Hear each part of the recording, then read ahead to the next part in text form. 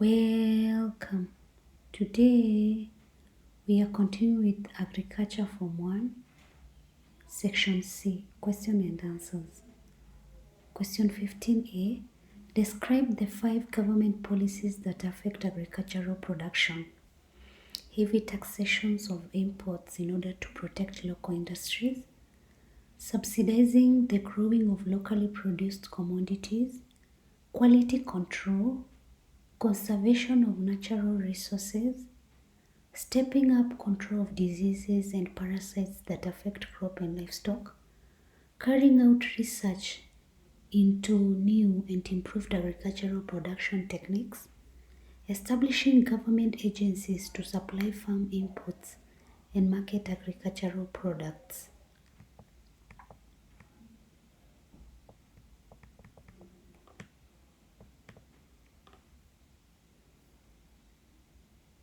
Identify 4 minimum tillage operations: application of herbicides, use of mulch, timed cultivation,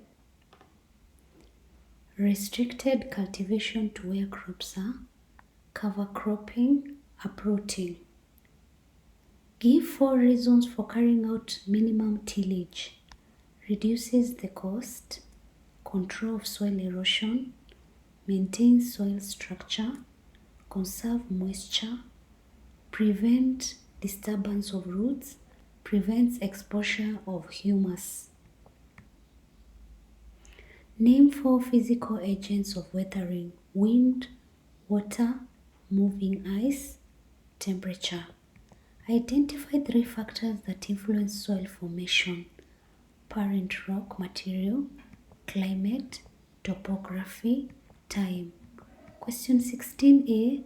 State 7 reasons for preparing land before planting: to kill weeds, to incorporate manure and other organic matter in the soil, to destroy different stages of crop pests, to aerate the soil, to encourage the penetration of roots in the soil, to make subsequent operations possible, to encourage water infiltration into the soil.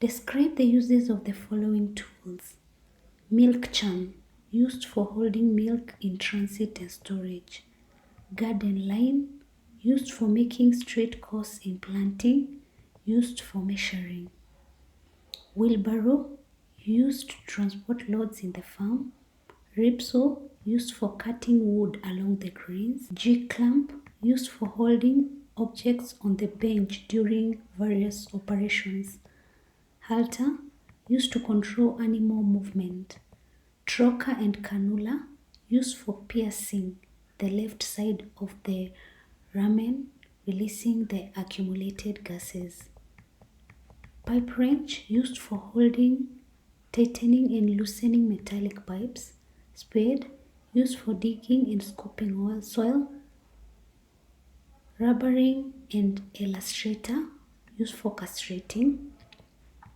Give 3 reasons for treating water for human consumption: to kill disease-causing microorganisms, to remove chemical impurities, to remove smells and bad taste, to remove sediments of solid particles.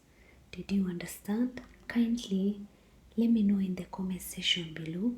Also, let me know what video I can look at tomorrow. Thanks a lot for subscribing and listening to me. God bless you.